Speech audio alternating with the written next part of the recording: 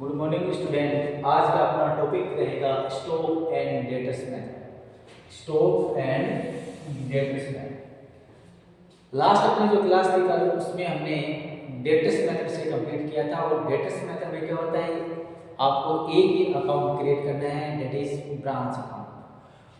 आज का जो टॉपिक है ये वेरी मोस्ट है और क्वेश्चन इसी से आते हैं, स्टॉक एंड डेटर्स मेथड। कहने का होता है जो डेटर्स मेथड है वो भी आ गया इसमें, और स्टॉक एंड डेटर्स मेथड है वेरी मोस्ट है एग्जाम के लिए, इसको अपने को तैयार करना है।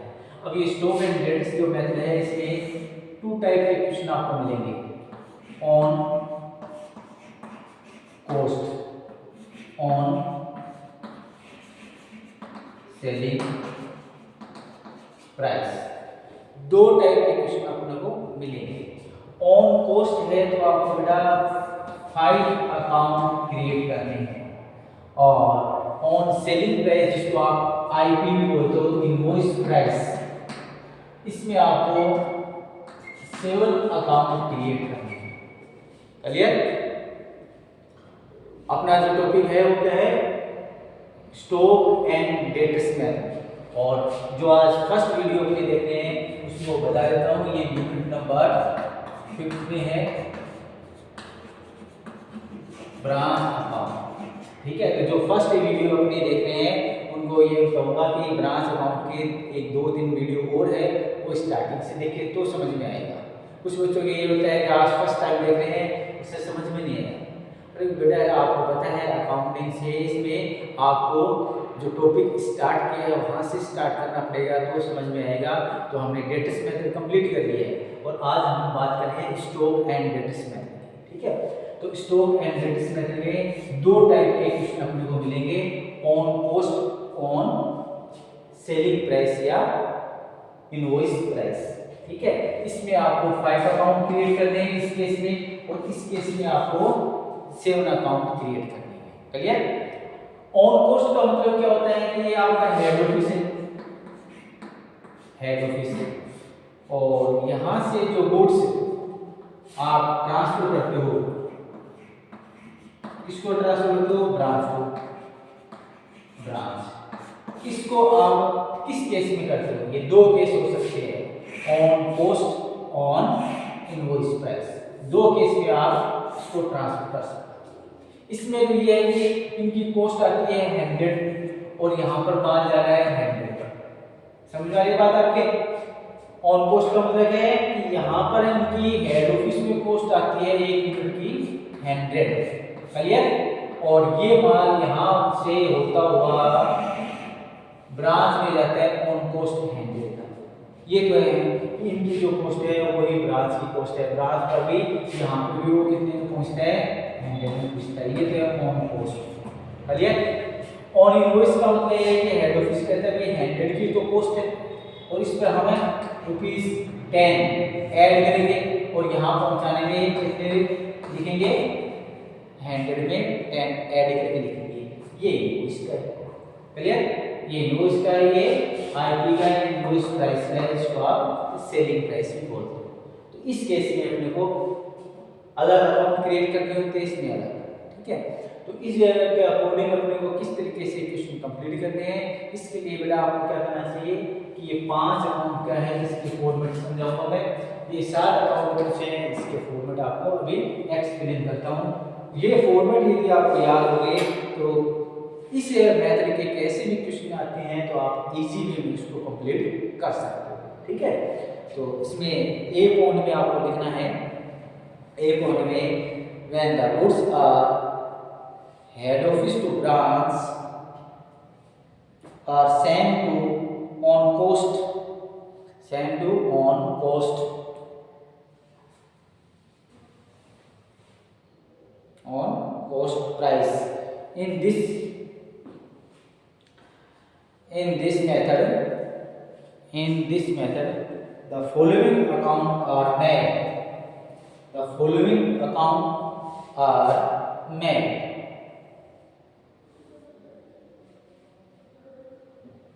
अब इस केस में कौन कौन से अकाउंट बनाने हैं वो आपको बताते हैं। तो इसमें बेटा सबसे पहले जो अकाउंट है उसका नाम है ब्रांच स्टॉक अकाउंट। क्या नाम है? Branch stock account. तो ये 5 अकाउंट जो आपको क्रिएट करने हैं, इसमें मेन कौन सा है, branch stock account. First thing है वो मेन है, तो यहाँ लिखते हैं ब्रांच स्टॉक अकाउंट।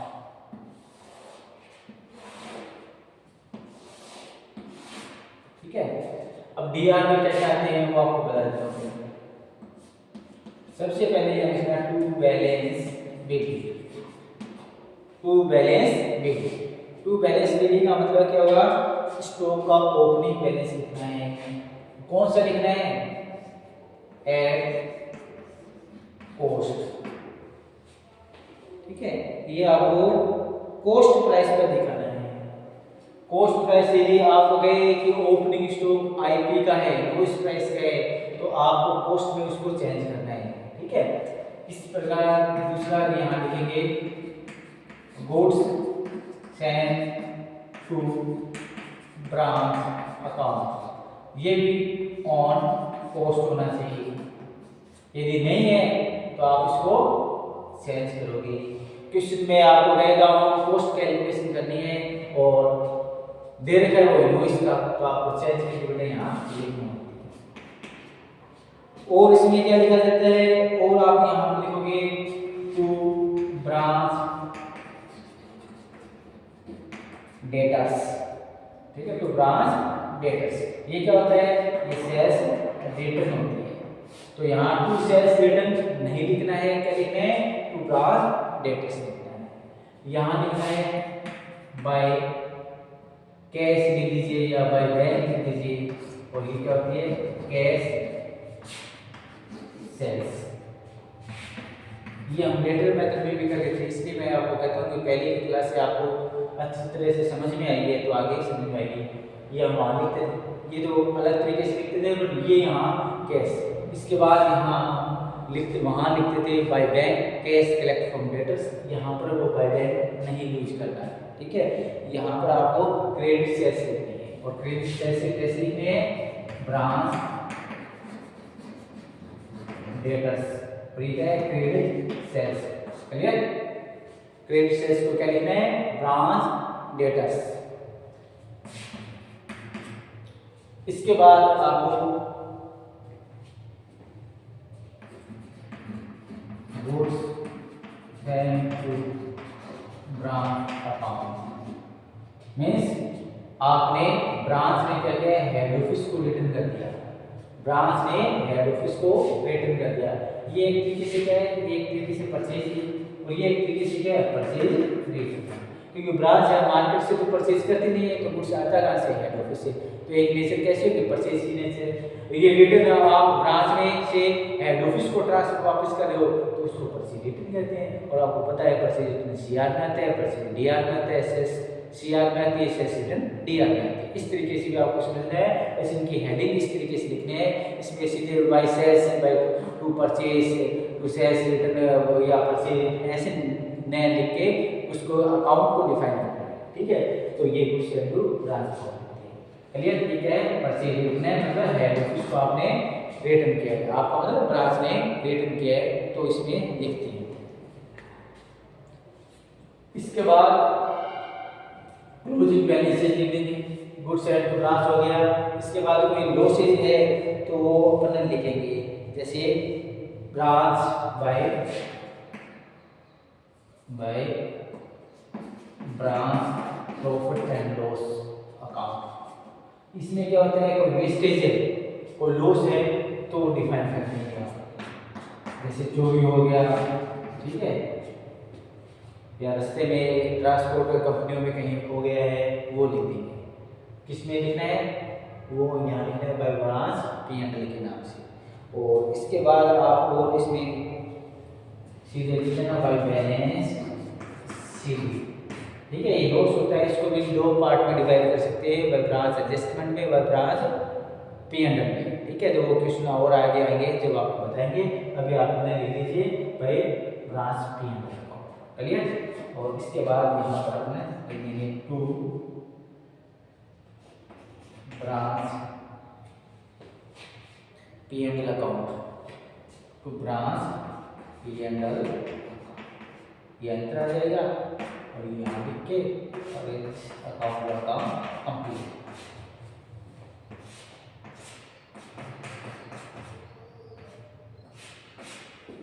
इस तरीके से ये अपना स्टॉक एंड डेट्स मेथड का फर्स्ट अकाउंट है। ये दोस्तों क्या है, मेन अकाउंट है। इसी से वो कहने को 5 अकाउंट बनाने हैं तो मेन अकाउंट आपका ये है। इससे ही कौन सा अकाउंट बनेगा, 2 नंबर अकाउंट ये बनेगा, ठीक है, 3 नंबर अकाउंट ये बनेगा, ठीक है, और 4 नंबर अकाउंट ब्रांच एक्सपेंसेस का बनेगा और 5 नंबर ये बनेगा। तो कहने का मतलब ये जो अकाउंट है इसकी रिवर्स पोस्टिंग करके आपको आगे के अकाउंट क्रिएट करने हैं, ठीक है। जैसे इसमें आपने जो ये किया है तो इसके आगे आपको बताता हूँ। देखो एक छोटा सा अकाउंट, दूसरा अकाउंट जो मेन है वो आपको बताता हूँ कैसे बनाते हैं, आगे आपको ही क्रिएट करने हैं। दूसरा अकाउंट जैसे अपना है, उसका नाम है goods send to branch account, ठीक है।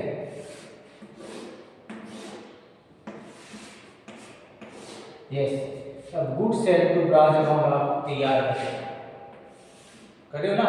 तो इसमें देखिए good sale to branch account ये रखा, तो ये डीआर में, इसके सीआर में लिख देंगे by branch stock account this one. ये जो अमाउंट आएगी वो अपन पुट करते हैं, क्लियर। अब यहाँ लिखा हुआ है सीआर में, तो इसकी रिवर्स पोस्टिंग आ जाएगी डीआर में। क्या लिखेंगे, to branch stock account, amount क्या, दिस वन। इस तरीके से रिवर्स पोस्टिंग आपको करनी है और उसके बाद इस अकाउंट को क्लोज कर देना है टू ट्रेडिंग अकाउंट। ये आपका अकाउंट क्लोज, क्लियर। इस तरीके से अपने को सेविंग अकाउंट। इसके बाद आपको नेक्स्ट अकाउंट बनाना है, उसका नाम है, ये आपने नोट कर लियो, थर्ड अकाउंट है उसका नाम ब्रांच डेटर्स अकाउंट।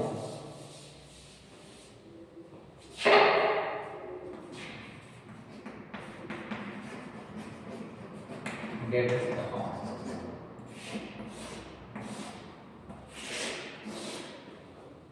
फर्स्ट इसमें लिखना है to balance building, means debtors का जो ओपनिंग बैलेंस है वो लिखा जाएगा। इसके बाद आपको फर्स्ट अकाउंट को देखना है और फर्स्ट अकाउंट के सीआर में लिखा हुआ है बाय ब्रांच डेटर्स, तो यहाँ लिखेंगे टू ब्रांच स्टॉक अकाउंट। ये क्या है, क्रेडिट सेल्स। फर्स्ट अकाउंट में आप देखोगे ना तो सीआर में अभी मैंने लिखाया था, उसकी पोस्टिंग यहाँ कर देंगे। ये क्या है, ओपनिंग डेटर है और ये क्या है, क्रेडिट सेल्स। फिर यहाँ पर आपको लिखना है बाय बैंक, और ये बाय बैंक क्या है, कैश कलेक्ट फ्रॉम डेटर्स, देनदार से जो वसूली हुई है वो यहाँ लिखना है। कैश रिसीव्ड फ्रॉम कस्टमर, ये वही है जो हम डेटर्स अकाउंट के सीआर में लिखते थे, क्लियर। इसके बाद यहाँ पर आपको वो क्या लिखना है, ब्रांच स्टॉक अकाउंट। यह फर्स्ट अकाउंट देखिए डीआर में आपने जो लिख रखा है उसकी रिवर्स पोस्टिंग है। रिवर्स पोस्टिंग आपको यहाँ करनी है। ये क्या है, ये आपको वही है सेल्स रिटर्न, जो फर्स्ट अकाउंट में आपको हमने समझाया था वही है सेल्स रिटर्न, इसकी रिवर्स पोस्टिंग आपको करनी है।